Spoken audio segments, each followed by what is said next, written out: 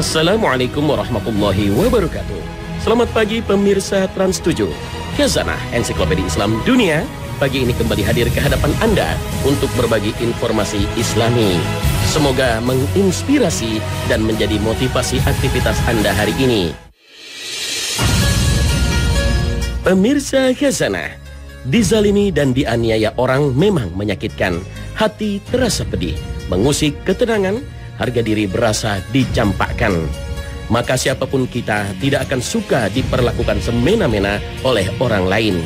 Maka wajar bila orang yang dianiaya dan dizalimi akan membela diri dan menjaga kehormatannya dengan sekuat tenaga dan kemampuannya. Namun, jika ia tidak memiliki kemampuan membela diri, maka doa menjadi senjata terakhir baginya. Jika ia kemudian menghaturkan kepada penguasa alam semesta, Allah Subhanahu wa Ta'ala, atas kezaliman yang dialami dan meminta kehancuran dan kebinasaan orang yang telah berbuat zalim dan aniaya kepada dirinya, maka ini bahaya. Bagi orang yang berbuat lalim, berbuat aniaya kepada orang yang lemah, karena doa orang yang terzalimi itu makbul, dikabulkan Allah Subhanahu wa Ta'ala. Rasulullah SAW bersabda, 3 orang yang tidak akan ditolak doanya: orang puasa sampai ia berbuka, imam yang adil, dan doa orang yang dizalimi. Hadis riwayat At-Tirmizi. Rasulullah SAW juga pernah mengingatkan sahabatnya Mu'az bin Jabal saat mengutusnya ke Yaman dengan bersabda, dan takutlah doa orang terzalimi, karena tidak ada hijab penghalang antara ia dengan Allah. Muttafaq alaihi.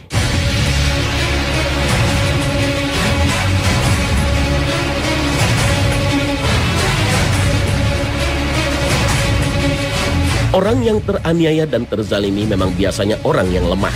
Lemah fisiknya, lemah kedudukannya, atau rendah status sosialnya. Bisa rakyat jelata, bisa orang miskin.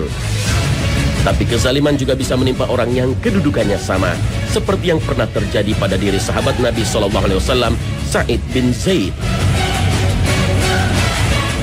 Kasus ini diriwayatkan oleh Imam Bukhari dan Muslim, bahwa Sa'id bin Zaid suatu ketika diperlakukan semena-mena oleh seorang wanita yang merampas tanahnya. Tanah milik Sa'id diserobot dan diakui milik wanita itu. Sa'id lalu mengatakan, biarkan dia. Saya pernah mendengar Rasulullah SAW berkata, siapa yang mengambil sejengkal tanah tanpa hak, maka ia akan ditimpa oleh 7 bumi pada hari kiamat. Kemudian Sa'id berdoa, ya Allah, jika pengakuannya bohong, maka butakan matanya dan jadikan kuburannya di dalam rumahnya. Dan benar saja, wanita itu pun menjadi buta dan berjalan dengan meraba-raba dinding. Dan tak lama kemudian terdengar kabar ia meninggal karena jatuh di dalam sumur di rumahnya. Maka berhati-hatilah sampai menganiaya dan menzalimi orang lemah, orang miskin, atau menzalimi sesama. Bahkan menzalimi orang yang memiliki kekuasaan pun bisa saja terjadi. Kita tentu banyak melihat berapa banyak penguasa yang berguguran karena ulah orang-orang yang menggoyang kekuasaan dengan fitnah. Maka berhati-hatilah jika orang yang dianiaya dan dizalimi, meskipun dia penguasa, jika berdoa kepada Allah Subhanahu wa Ta'ala, maka Allah akan mengabulkan. Inilah yang pernah terjadi pada diri sahabat Nabi SAW bernama Sa'ad bin Abi Waqqas. Ketika itu, Sa'ad bin Abi Waqqas adalah seorang gubernur di wilayah Kufah pada masa Khalifah Umar bin Khattab radhiyallahu anhu. Ada beberapa kebijakan gubernur Sa'ad bin Abi Waqqas yang tidak disukai oleh penduduk Kufah. Mereka pun mengadu kepada Khalifah Umar.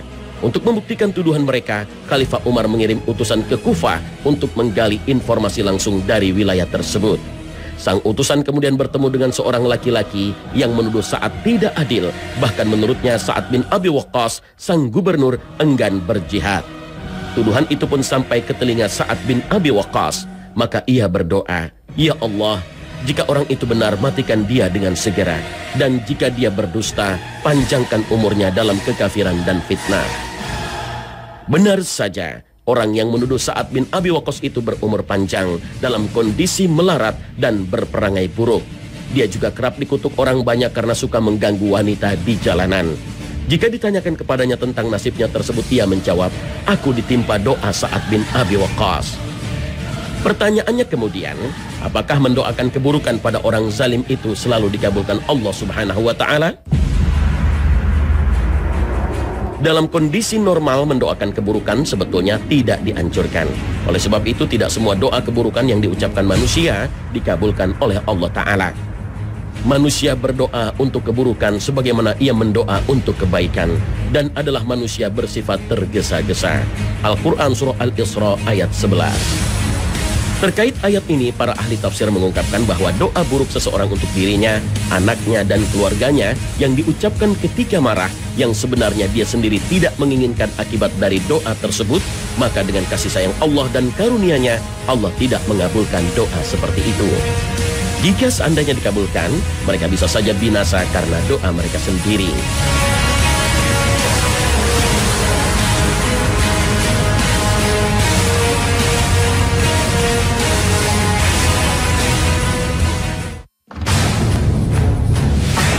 Termasuk doa yang bersumber dari Rasulullah SAW sendiri. Jika orang yang didoakan itu tidak layak menerimanya atau sebenarnya tidak benar, maka doa tersebut akan Allah ubah menjadi kebaikan untuknya. Seperti kisah yang terjadi pada salah seorang anak Ummu Sulaim yang diceritakan oleh Anas bin Malik radhiyallahu anhu. Ummu Sulaim mempunyai anak perempuan yang biasa dipanggil Ummu Anas. Suatu ketika Rasulullah SAW melihat anak perempuan tersebut dan beliau mengatakan, "Oh, kamu sekarang sudah besar. Semoga usiamu tidak akan bertambah lagi." Mendengar doa Rasul yang tidak biasa tersebut, anak itu pun menangis dan mengadu kepada ibunya, Ummu Sulaim. Ummu Sulaim menanyakan apa yang telah terjadi. Anak itu pun menjelaskan bahwa Rasulullah SAW telah mendoakan agar usianya tidak bertambah lagi.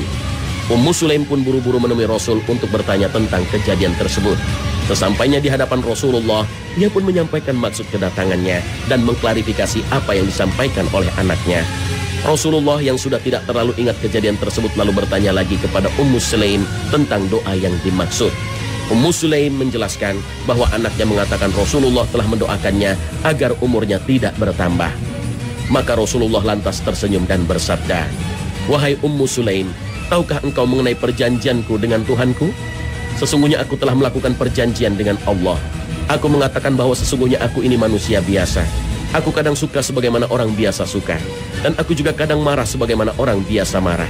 Jadi barang siapa yang aku doakan buruk, sementara ia tidak layak menerima doa itu, maka doa tersebut akan berbalik terhadapnya menjadi pembersih, penumbuh, dan pendekat dirinya kepada Allah di hari kiamat kelak." Hadis riwayat Muslim.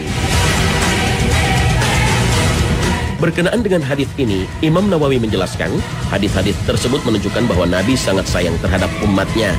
Beliau juga sangat memperhatikan kepentingan mereka dan ingin memberikan segala yang bermanfaat. Sesungguhnya doa buruk beliau terhadap seseorang akan berubah menjadi rahmat, pembersih dosa, dan penyubur jiwa jikalau orang tersebut memang tidak berhak untuk didoakan, dicerca, atau dilaknat, dan ia adalah seorang muslim. Ini berbeda dengan doa buruk beliau terhadap orang-orang yang memang layak mendapatkannya. Mendoakan keburukan kepada orang lain padahal orang yang didoakan tidak bersalah termasuk tindakan kezaliman. Karena hukum asal mendoakan keburukan kepada orang lain, mencela, menghina adalah dilarang oleh Allah. Doa buruk dibolehkan ketika ada sebab, misalnya dizalimi orang lain. Oleh karena itu, jika seandainya kita didoakan keburukan oleh orang lain sementara kita tidak bersalah, maka bertawakal kepada Allah. Tidak perlu merasa terganggu atau dihantui oleh doa keburukan tersebut.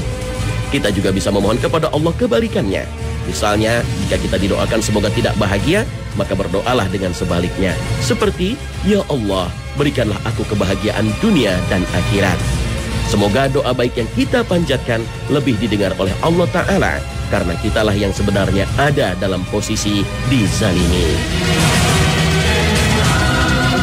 Pada dasarnya, dibolehkan bagi orang yang dizalimi dan dianiaya untuk membela dirinya. Dan salah satu bentuknya adalah dengan mendoakan keburukan atas orang yang menzaliminya. Sebagaimana firman Allah Subhanahu wa Ta'ala, Allah tidak menyukai ucapan buruk yang diucapkan dengan terang kecuali oleh orang yang dianiaya. Allah adalah maha mendengar lagi maha mengetahui. Al-Quran Surah An-Nisa ayat 148. Menjelaskan ayat ini, Ibnu Abbas berkata, Allah tidak suka seseorang mendoakan keburukan untuk selainnya kecuali ia dalam keadaan dizalimi. Allah memberikan keringanan baginya untuk mendoakan keburukan atas orang yang menzaliminya. Namun, jika bersabar, maka itu lebih baik baginya. Allah Subhanahu wa Ta'ala berfirman, dan sesungguhnya orang-orang yang membela diri sesudah teraniaya tidak ada suatu dosa pun atas mereka. Al-Quran Surah Asy-Syura ayat 41. Namun, apakah mendoakan keburukan pada orang yang menzalimi atau menganiaya dirinya ini merupakan tindakan paling tepat? Tentu saja tidak. Jika seseorang membalas kepada orang yang menzaliminya dengan doa keburukan, maka ia tidak mendapat apa-apa, karena ia telah mendapatkan apa yang ia inginkan. Berbeda jika doanya itu diniatkan agar orang-orang tidak lagi menderita akibat kejahatannya, maka ia mendapat pahala.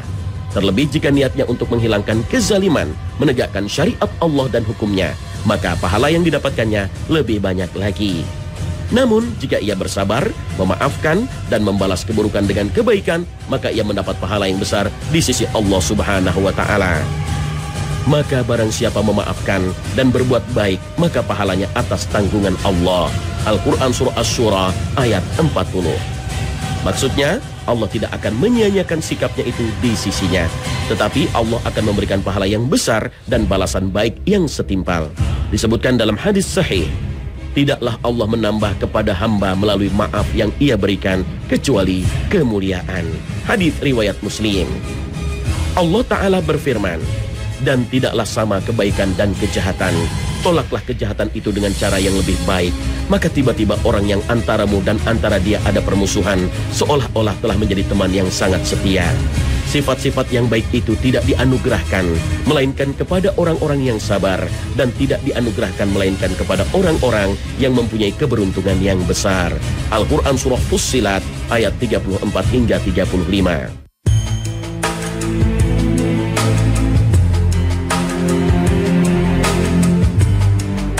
Maksudnya, apabila ada orang yang berbuat buruk kepadamu, baik dengan perkataan atau perbuatan, maka balaslah dengan kebaikan. Jika ia memutus hubungan denganmu, maka sambunglah. Jika ia menzalimimu, maka maafkan ia. Jika membicarakan keburukanmu baik di depan atau di belakangmu, maka jangan engkau balas, tapi maafkan ia dan berbicara kepadanya dengan lemah lembut. Jika ia mengucilkanmu dan tidak mau berbicara denganmu, maka berbicaralah yang baik dan mulailah memberi salam kepadanya. Tidaklah taufik Allah ini diberikan kecuali kepada orang-orang yang sabar atas keburukan yang ia dapatkan dan menyikapinya dengan sesuatu yang Allah cinta. Karena sifat dasar manusia itu inginnya membalas keburukan dengan keburukan agar terpuaskan. Ia tidak mau memberikan maaf. Tapi sifat dalam ayat ini sangat istimewa. Bukan hanya maaf yang ia berikan, tapi membalas keburukan dengan memberikan kebajikan. Ia sadar bahwa membalas keburukan dengan keburukan tidaklah mendatangkan kebaikan untuk dirinya, khususnya di akhirat. Sementara jika ia berbuat baik kepadanya, kebaikannya itu akan tetap dicatat kebaikan. Bersikap seperti ini tidaklah akan merendahkan martabatnya, tetapi sebaliknya Allah akan meninggikannya dengan akhlak mulia tersebut. Allah akan meninggikan derajatnya di dunia dan akhirat karena mulianya akhlak yang ia tampilkan. Wallahu a'lam.